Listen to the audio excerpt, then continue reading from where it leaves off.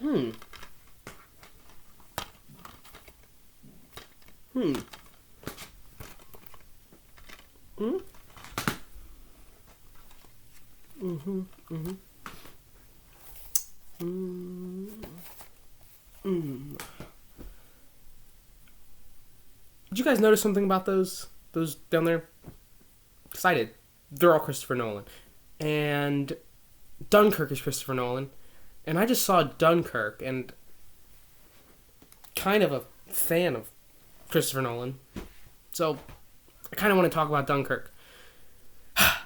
All right, guys. Dunkirk stars Harry Styles, Tom Hardy, Kenneth Branagh, Cillian Murphy, Mark Rylance, has a score by Hans Zimmer, and is a really great World War II movie. It's it's completely unlike any other war movie I've ever seen. Going into this movie, I was kind of afraid that I was going to see Saving Private Ryan being ripped off. But no, actually, it wasn't even like Saving Private Ryan at all, other than the fact that they're both great war movies.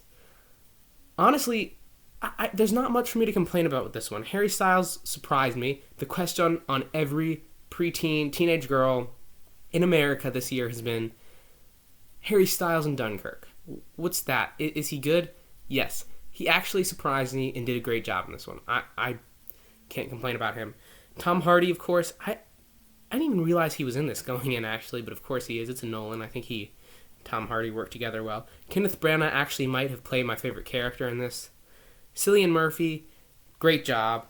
Mark Rylance, of course. He actually was another one of my favorite characters in this also.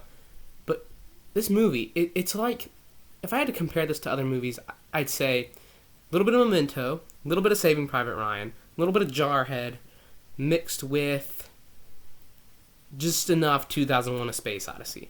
Now, I say 2001: A Space Odyssey because there's something interesting about 2001: A Space Odyssey in the way it's written. There's barely any dialogue. In Dunkirk, not a whole lot of dialogue, which was an interesting choice for a movie like this because it allowed the human emotion to more or less present what needed to be presented as opposed to just letting us hear it, which I thought was a great touch because how many other movies do you really get the opportunity to have that? It was very experimental, very nice to see, I thought, just because you don't see anything else like this. Storylines, I said Memento, I think. Memento is sort of similar to this because the storylines are kind of told out of order. They all come together eventually, but they're three great storylines. If I had to choose a weakest, it would definitely be the one with the airplanes, although it was important, and there was a few things I liked about that with the tension and the way it was built, but that was probably the weakest if I had to choose one. Whew, what else? I'm going fast. Hans Zimmer's score. What a great score. I mean, you really got into this movie because of that score, and you could really feel what was going on. It really helped build tension and build to these things that were happening on screen. The sound, though, in this movie was incredible. I don't know, it felt almost intentional. The sound system in the theater, of course, was great, but it was almost like when you knew something was happening, you kind of braced yourself. So you really got to immerse yourself in the feeling of what these soldiers really felt like. And the visuals, of course, I know most of you have probably heard this over and over about Dunkirk. Visuals are amazing. There are shots in here that just are so sweeping and great. Like I said, that one storyline, albeit it was pretty good, was the weakest if I had to choose one. It did seem like maybe the movie could have benefited more or less from more dialogue, just to help build the characters again. But then again, if the point was to make them look more like just a bunch of random people being in war, like in reality, then it definitely did it. It was definitely realistic. I'm just saying, personally, I could have done with a little bit more dialogue just to help build some of the characters. But other than that, this was a great movie. Probably one of the best of the year. I'm going to give it an 8.5 out of 10.